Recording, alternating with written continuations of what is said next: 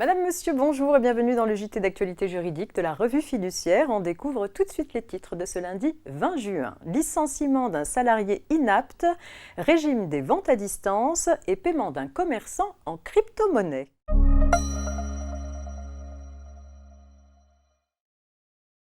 Lorsqu'un salarié est reconnu inapte par le médecin du travail, l'employeur doit consulter le comité social et économique, ou CSE, sur les postes de reclassement qu'il envisage de proposer à ce salarié.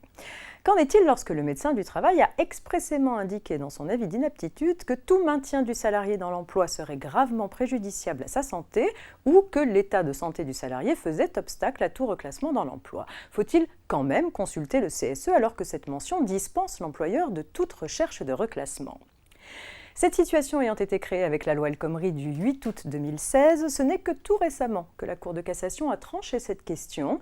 Dans un arrêt du 8 juin 2022, elle décide ainsi pour la première fois à notre connaissance que dans cette situation particulière, par exception, l'employeur n'a pas à consulter le CSE.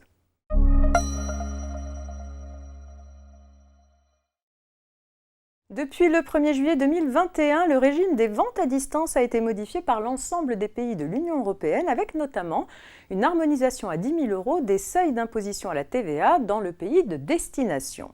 À cette occasion, Bercy s'est aperçu que pour la période antérieure au 1er juillet 2021, certains opérateurs de vente à distance avaient appliqué à tort la TVA dans le pays de départ des biens au lieu du pays de destination, alors que les seuils nationaux en vigueur à l'époque étaient dépassés. Étant susceptibles de faire l'objet d'un contrôle fiscal, les opérateurs non établis en France qui ont collecté à tort la TVA sur les ventes à distance à destination de la France dans le pays membre de départ des biens sont invités à régulariser leur situation avant le 30 septembre 2022 en déposant une demande de régularisation de la TVA omise. Ces opérateurs devront déposer des déclarations de TVA pour les années concernées ainsi que les justificatifs relatifs à ces opérations et s'acquitter du paiement intégral de la TVA française correspondante assortie de l'intérêt de retard. Une fiche a été mise en ligne expliquant la marche à suivre pour procéder à une telle régularisation.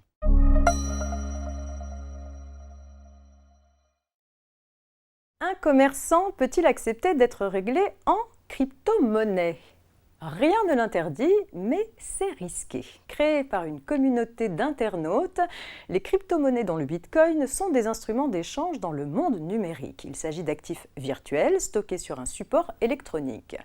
Sur le plan juridique, une crypto-monnaie n'est pas une monnaie, car elle ne dépend d'aucune institution et n'a pas de cours légal, ce qui rend d'ailleurs son évaluation aléatoire.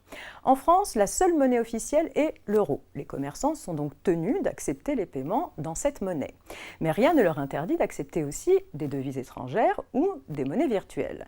Pour autant, l'usage de crypto-monnaies peut comporter des risques. Le cours des crypto-monnaies étant très volatile, les utilisateurs s'exposent à des pertes financières, les avoirs peuvent faire l'objet de piratage informatique.